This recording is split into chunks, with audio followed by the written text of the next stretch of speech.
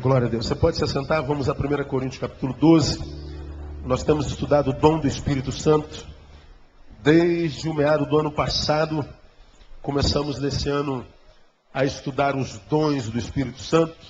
Achamos na Bíblia 3 listas que compõem 19 dons, 19 manifestações do Espírito Santo. Entre esses dons está o meu e o seu.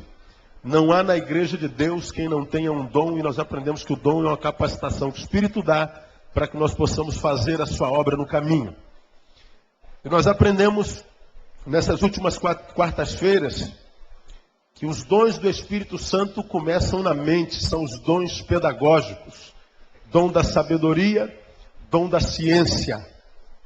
Sabedoria, sofia. Conhecimento, ciência, gnoses. E aprendemos que, diferentemente da forma como grande parte da igreja evangélica entende, aliás, da vertente maior da igreja evangélica no Brasil entende, o Espírito Santo não trabalha nas nossas emoções, gerando emocionalismos, sensitividades, arrepios, tremeliques, quedas, pulos e tudo mais. O Espírito Santo começa a trabalhar na nossa razão. Dom da sabedoria, dom da gnose. Já estudamos isso. Depois estudamos o dom da fé. Também está aí no versículo 9, que vem depois da ciência. E na quarta-feira passada, nós aprendemos o que é o dom de curar. Introduzimos o dom de curar e queremos terminar hoje. Aprendemos que o dom de curar vem da palavra yamatov, que significa devolver a saúde a quem perdeu. Então Deus abençoa alguns dos seus filhos na igreja com a capacidade de orar com fé, e através da sua oração, do seu toque, do seu clamor, da sua intercessão, ele consiga curar alguns. E nós aprendemos na quarta-feira passada que o dom da cura, na igreja primitiva, no início da pregação do Evangelho do Reino de Deus, o dom de cura foi liberado sobre todos os apóstolos, os 12. Aprendemos na Bíblia que os 12 apóstolos curavam. Aprendemos também que na igreja primitiva, no início da pregação do Evangelho do Reino, nenhum enfermo que vinha a Jesus ou aos apóstolos deixava de ser curado. Aprendemos na Bíblia que todos os enfermos, todos eram curados, porque o dom na igreja primitiva, no início da pregação do Evangelho do Reino, Jesus, o Espírito Santo, pelo seu poder, liberou o dom sobre todos. Todos eram curados. Por quê? Porque nós aprendemos que no início do ministério messiânico de Jesus, os milagres testificavam o ministério como sendo do Messias. Então, o dom era liberado a todos, porque eles não só pregavam uma mensagem nova, confrontadora da mensagem estabelecida como status quo, mas uma mensagem que vinha com demonstração de poder. E nós aprendemos que nenhum enfermo deixava de ser curado. Então, o dom, aprendemos na quarta-feira passada, era manifesto no cotidiano do ministério. Mas aprendemos que hoje o dom é manifestado de forma esporádica, acontece sobre a vontade de Deus. E nós vimos que isso começou a acontecer depois da morte de Jesus, e quando ele escolheu o 13º apóstolo, cujo nome era Paulo. Os 12 primeiros, todos eles tinham poder de curar e curavam a todos. E depois que Jesus foi morto e disse, ide, Deus rejeita a igreja dos judeus, volta-se para os gentios e levanta um apóstolo aos gentios chamado Paulo, que foi um apóstolo diferente dos 12 que não caminhou pessoalmente com Jesus, mas teve um encontro com ele na estrada de Damasco. Mas o apóstolo Paulo já teve uma experiência com cura diferente da dos 12. Aos 12, Deus deu o dom de curar e todos curavam. Mas a Paulo, nós percebemos que no caminho, Paulo já não curava a todos. Porque a partir de Paulo, o envio era diferente. Aprendemos que aos 12, Jesus diz, ide, pregai o evangelho do reino e curai os enfermos. Mas depois da assunção, da ressurreição de Jesus, Jesus diz, ide e pregai o evangelho, batizando e ensinando. A ordem de curar já não fazia mais parte da missão. Paulo prega o evangelho, e aí nós vemos no evangelho e nas cartas paulinas, por exemplo, lemos 1 Timóteo capítulo 5, 23, que Timóteo era um dos melhores amigos de Paulo, e Paulo diz que ele não pôde curar a Timóteo. Paulo diz que ele precisava tomar não mais água pura, porque ela era contaminada, salobra, e era amarga, e Paulo disse, Timóteo, toma não mais água pura, mas toma com um pouquinho de vinho, por causa das tuas constantes enfermidades. Paulo não curou a Timóteo. Timóteo morreu doente. Nós vemos também em 2 Timóteo 4:20, que Paulo, quando escreve a segunda carta a Timóteo, ele diz, Timóteo, Trófimo deixei doente em Mileto. Ele esteve com Trófimo, viu Trófimo doente, mas aquele doente não foi da vontade de Deus curar. E ele partiu para Mileto e deixou Trófimo doente. E ele fala em Filipenses 2:25 que Epafrodito quase morreu com uma enfermidade e Paulo não pôde fazer nada. Então nós aprendemos que depois de Paulo, a missão era de pregar o evangelho, mas não era mais de curar os enfermos. Curar o enfermo agora era esporádico, segundo a vontade de Deus, e para alguns aos quais Deus dá o dom. Falamos sobre isso 1 hora na quarta-feira passada. Então, essa ideia de que todos os enfermos são curados é falácia. Agora, hoje, eu quero deixar mais 3 tópicos breves com os irmãos a respeito do dom de cura, que eu acho importante. Primeiro, que é o terceiro tópico. Esse dom, o dom de curar, é o dom que mais depende de um outro dom. Esse dom, quem o possui, não o possui só. Esse dom é um dom que, para ser exercido, depende de um outro dom. Qual o outro dom? Qual o dom? O dom da fé. Quem tem o dom da cura, tem que necessariamente ter o dom da fé. Mas nem todos os que têm dom da fé têm o dom da cura. Nós falamos que a fé é aquilo que Deus dá a alguns, para que quando quase todos desanimaram por causa das circunstâncias, tem aquele que pela fé, que independe de circunstância, fortalece a todos. E ele pode curar alguém, mas nem sempre o que tem dom de fé tem dom de cura, mas o que tem dom de cura tem dom de fé. Porque a cura não depende só do que intercede. A cura, o dom de cura, é um dom que precisa de um contato com o doente, com o a ser curado.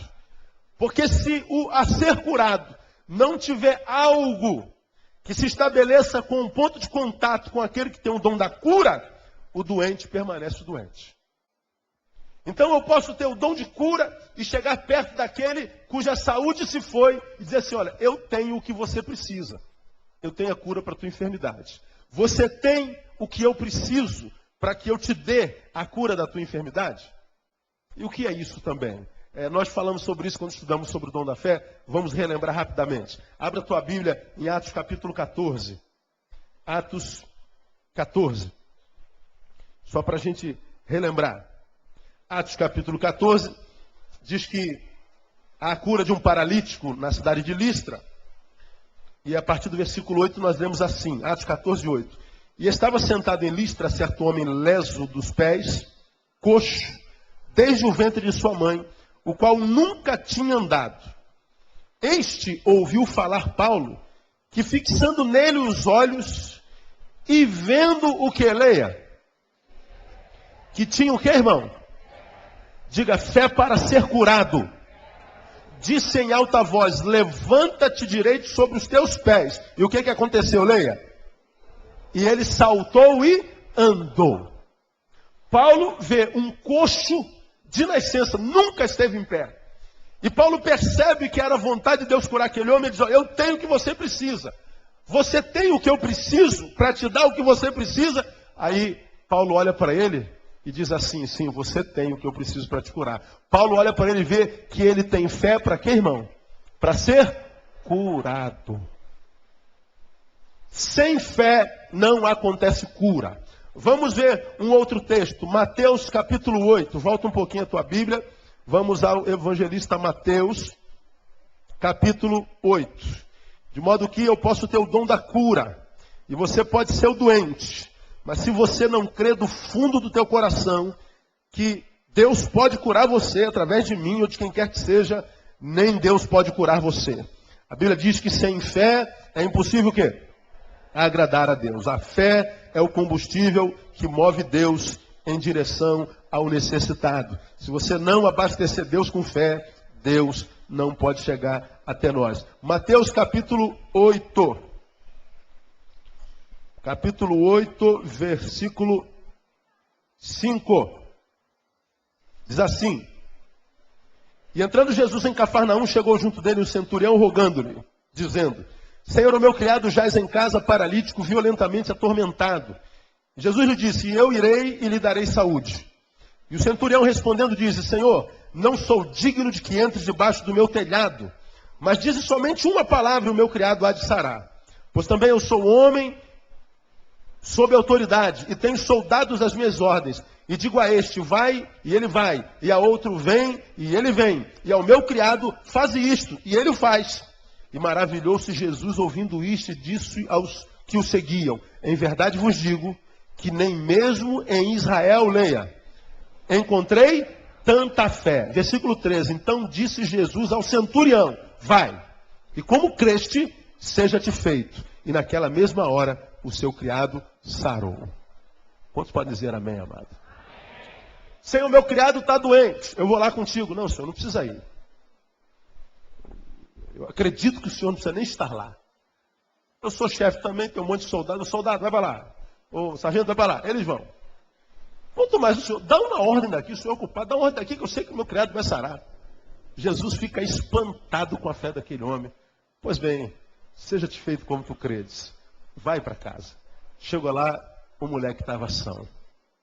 Para Deus curar a gente, irmão, você não precisa ir na campanha, onde você tem que dar dinheiro, onde você tem que matar um boi, onde você tem que sacrificar para ser curado. E aí você paga, dá teu dinheiro, vende tua geladeira, vende teu carro, para aqueles canalhas, mercadores da fé. E aí você não é curado, eles jogam na tua cara porque você não teve fé. Você não teve fé, mas teve coragem de dar essa dinheirama toda que a gente vê esse povo dar. E meu irmão, para mexer no nosso dinheiro tem que ter muita fé. Porque para o povo meter a mão no bolso, irmão, só se for com muita fé, porque o povo não mete a mão no bolso. Aí você não é curado, aí diz assim, você que não teve fé, nós não temos nada a ver com isso. Jesus está dizendo que precisa de fé. E a incredulidade impede Jesus de operar como aconteceu em Nazaré. Não pôde fazer ali muitos milagres porque não encontrou ali fé. A ausência de fé amarra Deus. Então esses textos me ensinam, como também Marcos capítulo 9, que esse dom depende da fé para que o milagre aconteça. Então, de repente você conhece alguém que tem um dom da fé, não adianta ir só até ele, porque se não houver aquela fé genuína, e nós já pregamos aqui entre a diferença entre fé e pensamento positivo. Às vezes nós confundimos fé e pensamento positivo. Qual é a diferença de um para outro? Pastor, eu creio que Deus vai curar, eu creio que Deus vai curar, eu creio que Deus vai curar. Aí, embora você creia que Deus possa curar, não foi da vontade de Deus curar. Aí Deus não cura, morre. Se você tem fé, você vai dizer como Jó: o Senhor o deu, o Senhor o tomou, bendito seja o nome do Senhor. Eu continuo servindo ao Senhor. Porque Ele é Deus e eu sou pó. E a vontade dEle prevaleceu. E eu me submeto com dores, discordando da vontade dEle, mas Ele é Senhor da minha vida e eu vou me submeter. Agora, se você não tem fé, tinha só pensamento positivo. Eu sei que o Senhor vai curar, vai curar, vai curar, vai curar. O Senhor não cura, morre. Aí você murmura, blasfema de Deus, se afasta da comunhão, diz que Deus não ama, Deus não é amor, Deus não presta, Deus não existe. Tua fé nunca foi fé. Você tinha fé positiva, pensamento positivo. Vou falar sobre isso mais no finalzinho um pouquinho. Então esse dom é o que talvez mais dependa de um outro dom. Continuando, quarto, esse dom, é importante que se diga isso, é para a glória exclusiva daquele que o concede e não daquele para quem foi concedido. O dom da cura existe, Deus dá, para que através desse dom, o nome de Jesus seja glorificado. E não o nome de quem possui o dom. Porque a gente vê muito na igreja evangélica no Brasil, algumas pessoas a quem Deus abençoou com alguns dons, recebendo glória, recebendo honra, sendo idolatrado, sendo paparicado, sendo tratado como estrela, sendo tratado como se fosse um ser na igreja melhor, mais importante e mais ungidão do que todo mundo. E o pior, não é o tratamento que se dá a ele, é o fato dele aceitar tal tratamento. Toda vez que eu recebo um convite, e esse ano já passou de 1000 os convites que eu já recebi para pregar fora, em todos os estados da nação, vem sempre, pastor, nós estamos convidando, queria saber se o senhor tem essa data livre e quais são os custos para trazê-lo até aqui. Quanto é que a gente tem que pagar o senhor para vir até aqui?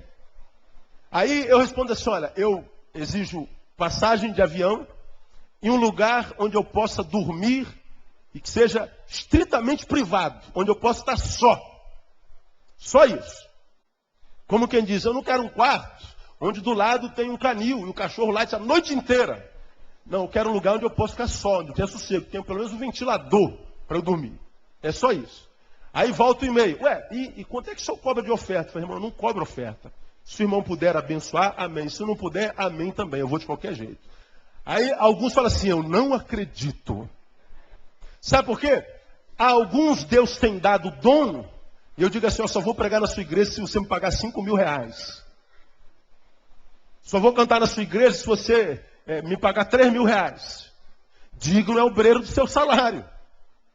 Agora, eu não acredito que exista alguém no Brasil que ganhe 5.000 reais para pregar 1 hora. Uma palavra que não é sua, com um dom que não é seu, para um povo que seu também não é, numa igreja que também não é sua. Eu não pago. Agora, não há quem venha pregar aqui que eu não abençoe generosamente. Porque se vem pregar aqui é homem de Deus e abençoa a mim e o meu povo. Ele é digno da nossa recompensa. Agora, se falar assim, só vou se pagar tanto, vai, mas vai para o diabo que te carregue. Eu só vou se vender 200 CD, não vem. E os que vieram não cobraram para mim. Pelo contrário, pedem para vir.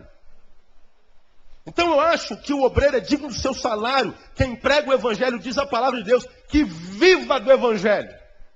Paulo disse, semeio as coisas espirituais, é demais que eu colha as materiais. Paulo diz isso cabalmente. Agora, quando eu estabeleço condições para compartilhar o dom, e a gente paga, a gente está dando glória ao homem.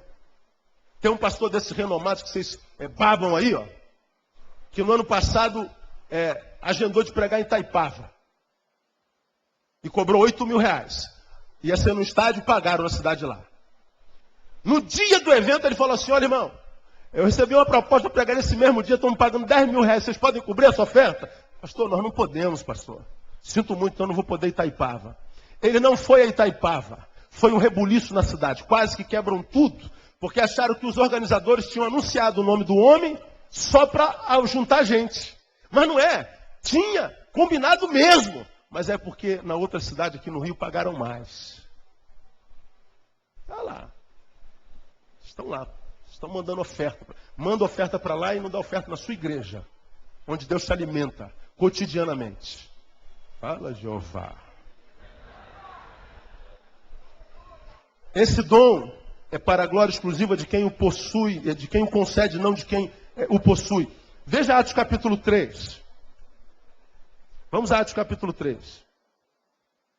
E alguns ainda ficam assim, pastor, traz fulano de tal aqui para pegar aqui na nossa igreja, pastor. Pastor, traz o fulano de tal. Eu ouvi um CD dele, pastor. Olha, pastor, você ouve ele, eu conheço ele. Isso aqui é o problema. Então vai comendo, Raimundo. Você que fica no meu pé. Por que você não traz fulano? Traz Beltrana. Traz aquela... Trago quem eu confio e conheço. Por que não traz fulano? Aí fica mexendo o saco. De pastor.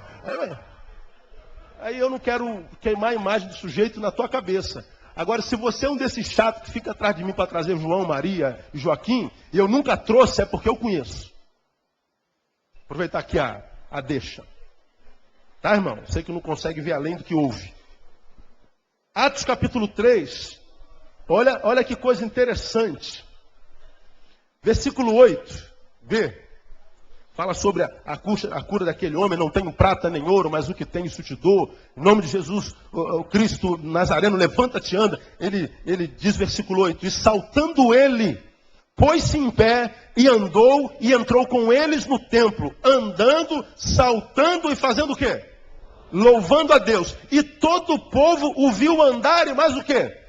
Louvar a Deus. Então o povo ficou atônito, não só por vê-lo andar, mas também por vê-lo louvar a Deus. Ele não estava ali louvando a Pedro, dando glória a Pedro, dando glória a João. Pelo contrário, aí João, Pedro, lá no versículo 12 diz assim, ó. E quando Pedro viu isto, disse ao povo: homens israelitas, por que vos maravilhais disto? Ou por que olhais tanto para nós, como se por nossa própria virtude ou santidade fizéssemos andar este homem?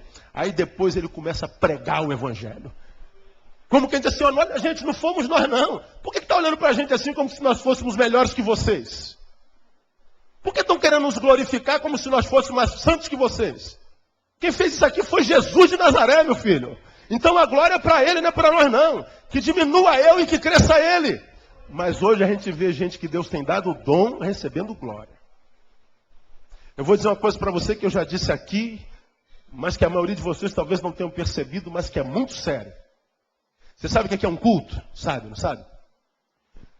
Culto é Cristo, a sua palavra diz que ele é o cabeça da igreja e o chama de noivo. Diga, Jesus é o noivo. A igreja é o seu corpo e a Bíblia a chama de noiva. Diga, a igreja é a noiva. Diga, a igreja é a noiva. Jesus é o noivo. O que é o culto? É o encontro do noivo com a noiva. É quando o noivo e a noiva se encontram. Agora, quando há um encontro de um noivo e de uma noiva, de um marido e de uma mulher, de duas pessoas que se amam, se tiver o irmãozinho menor dela, é bem-vindo na reunião? Você vai sair com a tua namorada, aí a mãe dela fala assim, ó, Mariazinha, ó, o Juquinha vai contigo, tá? Aí o namorado fala assim, tá repreendido, você é um inimigo. Amarrado. Aí tu vai pro parque, o Joãozinho tá atrás. Né? Vai pro cinema, o Joãozinho tá atrás. Vai pro escurinho de cinema, o Joãozinho tá atrás, vela, iluminando. No encontro de dois apaixonados, o terceiro não é bem-vindo. O que eu quero dizer com isso aqui? Quando o encontro da noiva e do noivo se dá no culto, ninguém mais tem que aparecer nesse culto. Não há espaço para ninguém mais brilhar nesse culto. Eu vou te dizer mais. Se aparece, corre risco. Porque nós temos visto nas reuniões das igrejas de Deus, as estrelas e os crentes, como é que a gente chama? Dos crentes,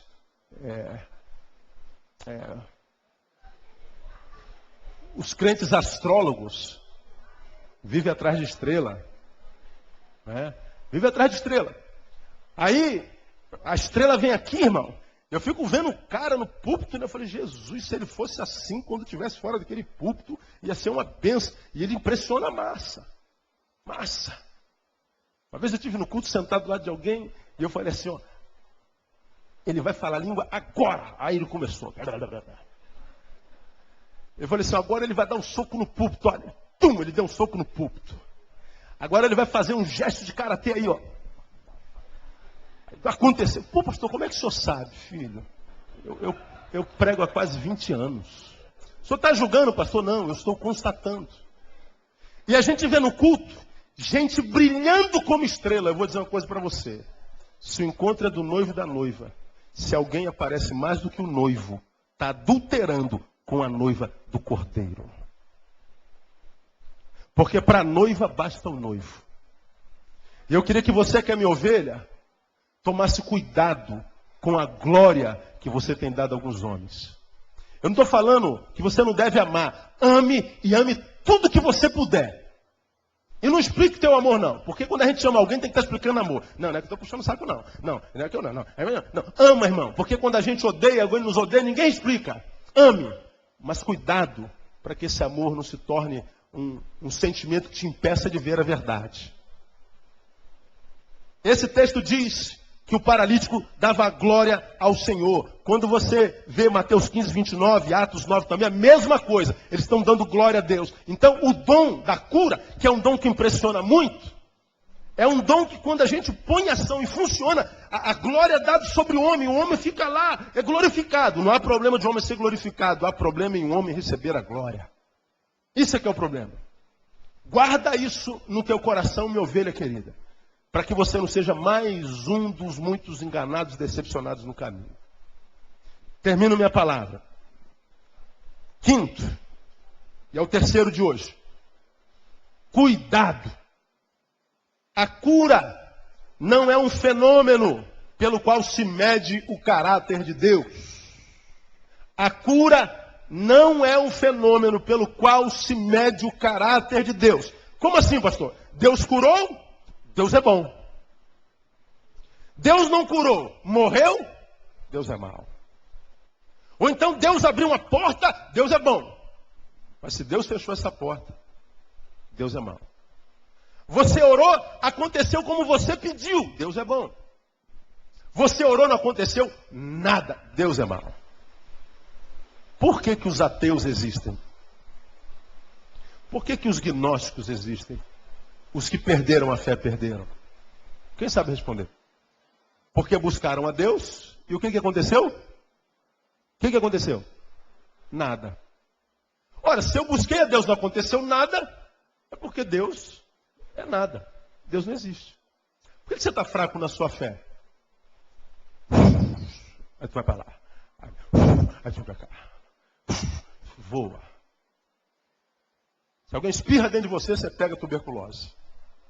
Diz que você é gordo, você quer se matar. Tira você daqui, bota sentado ali, você quer dar um tiro na cabeça. Se alguém te diz a verdade, e você fica com raiva dele. Eu odeio você. Mas por quê? Por que que as pessoas perdem a fé? Primeiro, porque nunca tiveram fé. Fé não se perde. Pensamento positivo. Tiago diz, mostra-me tua fé, eu te mostro minhas obras. Porque a fé, sem as obras é o quê? Morta. Fé morta não é fé. É ex-fé. Porque morreu. E só pode ter fé morta quem é defunto.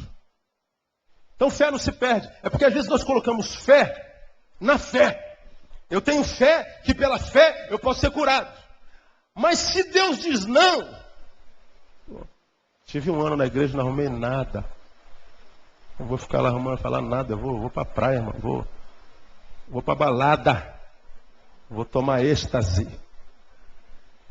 Oh, muito sábio. A gente está morrendo de pena de você. O cara fica com a raiva de mim quando eu falo assim, rapaz, você não tem noção. É, né, mano?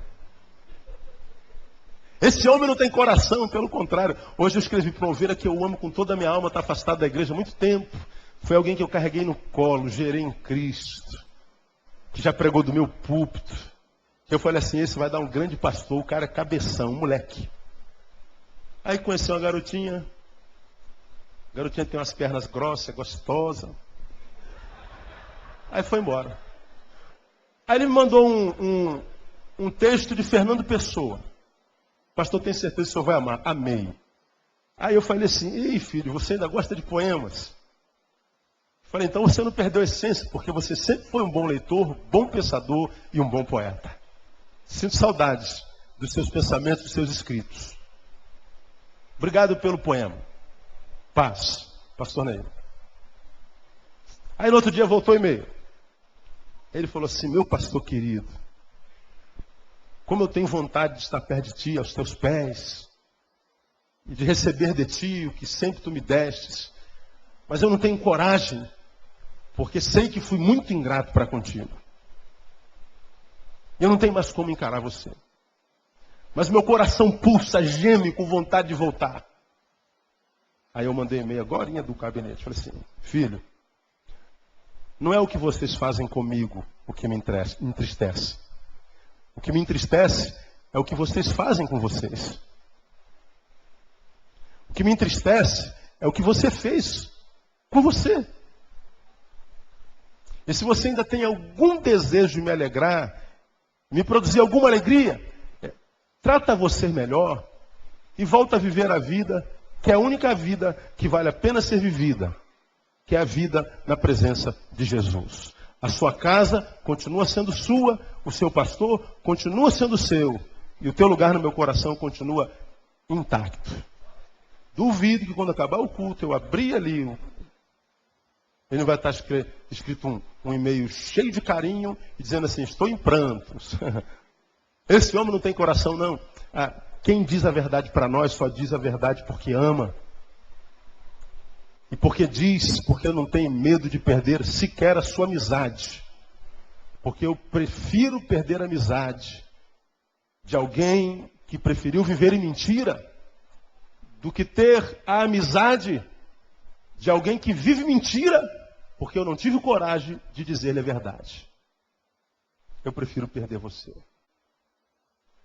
O Deus que a gente serve não é um Deus cujo caráter muda segundo as circunstâncias. Deus é bom, Deus é mau. Deus é bom porque deu, Deus é mau porque tirou. Aí, domingo faleceu a Thaís, aquela que nós celebramos aqui, que Deus curou de leucemia. Deus curou de leucemia, curou mesmo. Ela recebeu alta com a taxa de imunidade baixíssima. Pegou uma virose, morreu. E o medo da mãe? Meu filho não vai suportar, ele vai dar um tiro na cabeça. Eu estava em Porto Alegre, meu coração derreteu. Eu queria pegar um avião e vir embora. Não podia. Aí volto na segunda-feira, o enterro era às 2h. O voo atrasa, ao invés de chegar às 11h, chego 12h20 no Galeão. Jorge vai me buscar. E o enterro era às 2h. Vamos direto para o Galeão. Chego lá 15 para as 2h, já tinha um monte de crentes de outras igrejas que já tinha dito um monte de asneira. Quando a gente diz que pessoas disseram asneira, nós estamos falando daquilo que é produto do asno.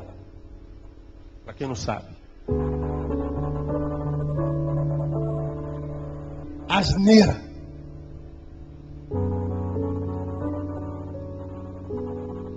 Quando eu chego, eles me veem. Pastor Neu chegou, pastor Neu chegou, pastor Neu chegou, pastor vem cá, dá uma palavra. Aí eu dei uma palavra de 5 minutos. Eu disse que palavra a gente tem para um momento como esse. Quem pode explicar essa cena aqui? 15 anos, eu tenho uma filha de 15 anos que está ali, me ouvindo, que hoje de manhã cedo mandou um e-mail para mim dizendo assim, pai, te amo muito.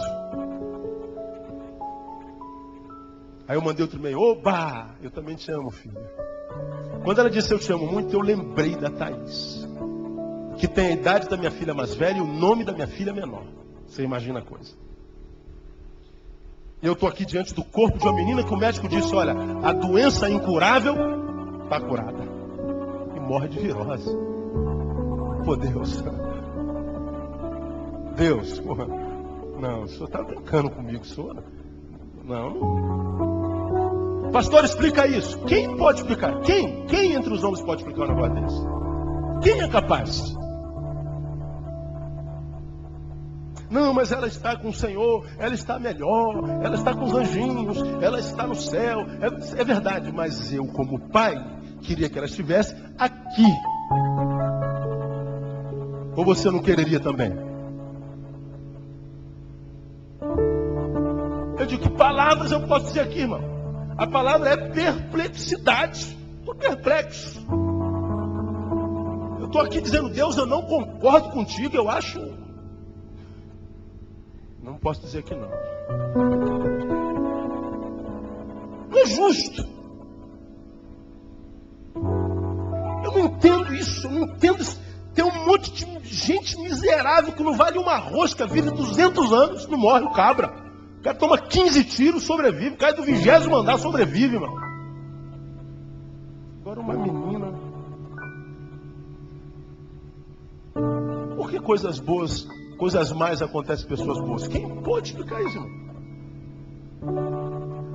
Aí eu disse assim, eu sei que esse é o pensamento que passa na cabeça de todos nós, passou na minha cabeça quando eu estava aqui diante do corpo do meu pai, só que quando eu sepulto meu pai, sepulto minha mãe, eu estou seguindo o ciclo natural da vida, mas quando um pai sepulta uma mãe, um filho, ele não está seguindo o ciclo natural da vida, a dor é muito maior. Filhos sepultam pais, não pais sepultam filhos. Então quero dizer aqui para os irmãos que estão aqui me ouvindo, que eu não estou concordando com Deus nessa cena. Agora, alguns de nós quando não concordam dizem, Deus é mau, Deus não é amor. Eu não quero mais saber de Deus. Agora, naquele mesmo dia, dentro da Sprinter, do aeroporto para o cemitério, doutor Marcelo me liga, Marcelo está aí? Irmã Ana está aí, a vovó? Não. No mesmo dia, segunda-feira, Marcelo me disse, pastor, estou ligando para lhe dar uma boa nova. Nasceu o Miguelzinho. Com tantos quilos e tantos centímetros. Eu estou indo para o cemitério sepultar uma criança. E ele me liga dizendo, outra nasceu. Eu não falei nada com ele que estava no cemitério. Que bom, Marcelo, você não sabe como essa notícia me faz bem hoje, cara. Você não sabe como essa nova é nova para mim. Você não sabe como essa palavra traz paz no meu coração. E eu falei, olha irmãos, eu sei que todos vocês estão com raiva de Deus, decepcionados com Deus. Mas Deus é mau porque levou Thaís. Agora, vindo para cá, eu recebi a notícia de que nasceu o filho do Marcelo e da Carla. Deus é mau porque levou Thaís ou Deus é bom porque nasceu um bebê? Aqui morreu um, aqui não nasceu outro. Aqui uma família chora, aqui uma família se alegra. Deus é mau ou Deus é bom?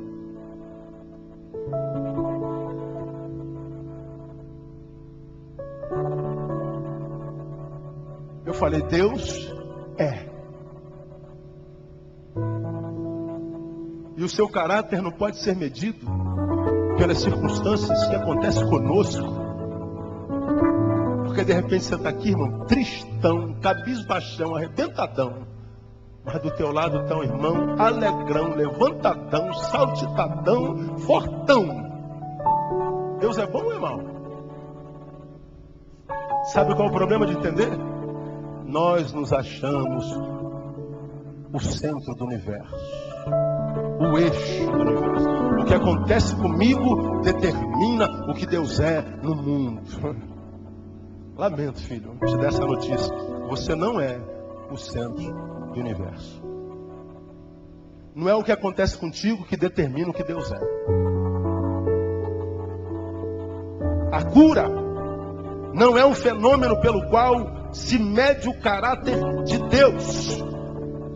Deus é amor, diz a sua palavra. Faça nascer ou permita morrer. Cure ou não cure. Abra porta ou feche porta. Deus é amor. Deus é bom. Deus é infinitamente bom. Ele é. E quando é que eu consigo perceber isso na prática, pastor? Quando eu consigo ir além da dor que eu sinto. E a despeito da dor que eu sinto, porque eu estou cheio de Deus, eu consigo me alegrar com a alegria do outro.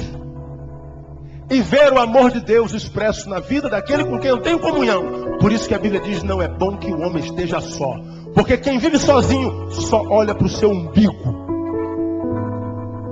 Agora quem vive com, passa pelo momento da dor, mas está vendo que a despeito da minha dor, tem alguém aqui em alegria. Então Deus está agindo na terra. E você vai entender, porque anda com Ele, que ontem quem estava com dor era Ele. E se hoje Ele está de pé e hoje eu estou caído, amanhã eu vou estar de pé também, porque o Deus dele é o mesmo Deus. E Ele disse que estaria comigo todos os dias até a consumação dos séculos. Não é bom que um homem esteja só. Você não é o centro do universo. Eu posso ver os tsunamis acontecendo no mundo, os famintos morrendo na Etiópia, em Mongólia. Eu posso ver a catástrofe no mundo e não concordo com nada daquilo. Mas eu não posso me abster de celebrar o nascimento do Miguelzinho. Eu não posso deixar de celebrar O meu irmãozinho que comprou a casa própria dele depois de 40 anos de casado. Não posso deixar de celebrar aquela irmãzinha que conseguiu terminar o 2º grau e está saltitando. Oh, aleluia, Deus é bom. Deus é bom. Aí eu termino a minha palavra deixando uma frase com você que você já conhece e que eu acho que é pertinente para esse tempo. Aprendemos que para que o milagre aconteça é preciso muita fé. Porém, maior fé é preciso para quando o milagre não acontece. Porque nem sempre o milagre acontece. Você vai orar pelo doente, ele vai morrer. Você vai orar pedindo para passar no concurso, você vai ficar reprovado. Você vai pedir para comprar um carro e vai continuar andando de ônibus. Você vai pedir para ter uma casa completamente estabilizada e equilibrada, você vai continuar tendo tormento em casa. Haverá momentos na vida que Deus responderá não. Outros ele dirá espera. Até quando? Espera. E há outros que ele diz simplesmente sim, seja feito conforme a tua fé. Seja sim, não ou espera, ele é Deus. E ele é bom. E a sua misericórdia dura de geração em geração. Porque quando nós estamos nele, a gente não olha só para o umbigo. A gente olha para os outros umbigos que estão ao nosso redor. Eu posso estar aqui dentro da minha cova, sozinho, cercado de leões. E dizendo, Deus não me ama, Deus me abandonou, Deus não me quer, Deus me rejeitou. Mas eu estou aqui de dentro da cova vendo um monte de crianças correndo no pasto, atrás das ovelhas. E dizendo, não, eu estou na cova. Mas tem um monte de pessoas lá celebrando a vida. Deus é bom. Mensagem utópica, né? Para quem não vive nele. Para quem não vive nele. Quando a gente consegue entender uma mensagem como essa, a gente entende o que é evangelho de verdade. Aí você não vai entrar mais em crise quando você ouvir um pastor na televisão pregando aqui que adianta ser abençoado e ser duro. Aí você vai acreditar que enquanto estiver duro, você não é abençoado. E se não for plano de Deus fazer rico? Agora você não sabe que ganha essa miséria de salário, mas nunca te faltou nada. Teus filhos estão estudando, foram para a escola hoje, voltaram. Você está aqui sentado do lado da tua mulher. Você está desempregado há 10 anos, mas ainda não morreu, não sabe como. Devia ter morrido de fome, mas não morreu. Tem ninguém com revólver na tua cabeça querendo te matar porque você pegou empréstimo com 200 mil pessoas que estão querendo te matar. Não, e se tivesse foi por pura construção tua. Mas a gente acha que a graça de Deus se estabelece no ter muito, mas não consegue ver a graça de Deus conseguindo sobreviver dignamente no pouco.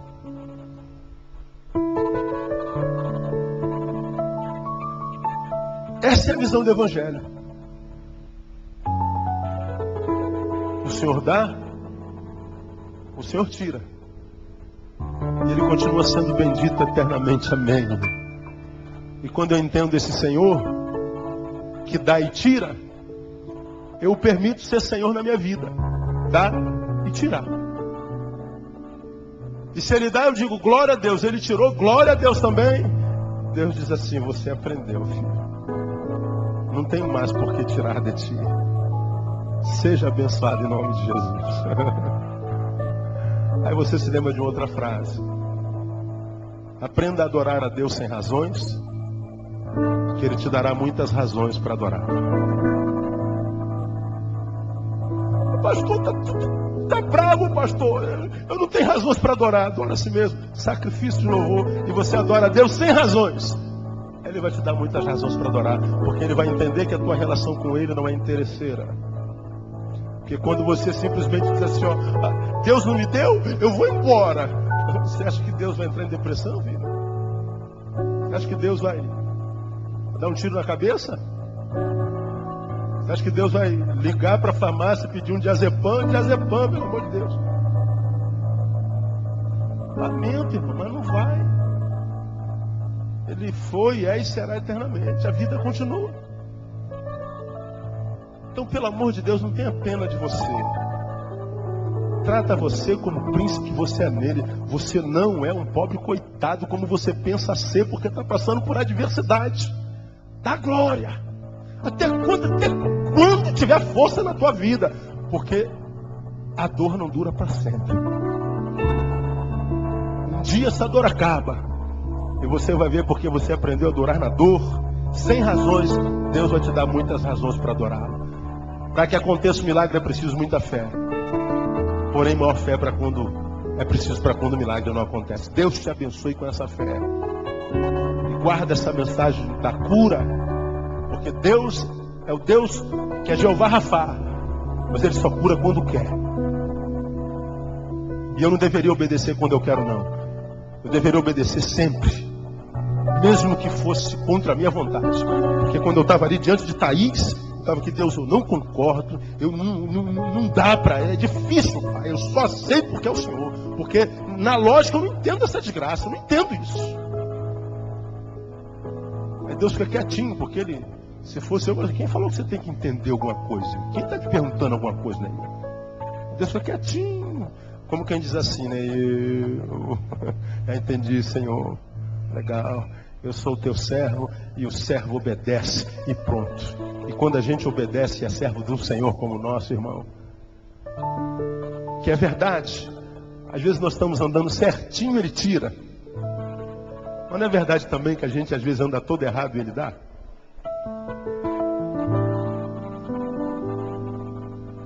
Você está todo errado, cara. Está com a camisa nova aí, está bonito. Fez barba com Mark 3. Caro que é uma desgraça aquele troço. Tomou café, almoçou, jantou. Tem uma namorada bonita. E tu tá todo errado. E Deus continua dando. Foi o que fez Paulo dizer assim, ó. O amor de Cristo me constrange. Eu morro de vergonha. Eu sou... Meu Deus, não me abençoa não. Você me mata de vergonha. Mas é que a gente nem vergonha na cara tem mais, né? Abençoa, se eu não mereço, abençoa, fica à vontade. Ou você entende isso, ou vai fazer parte da tribo dos magoados. Magoeiro, magoado. Sorry. Oh, sorry. Você entende essa palavra, minha igreja? Guarda no teu coração porque vem de Deus. Aplauda Ele por ela. Estarem com Ele.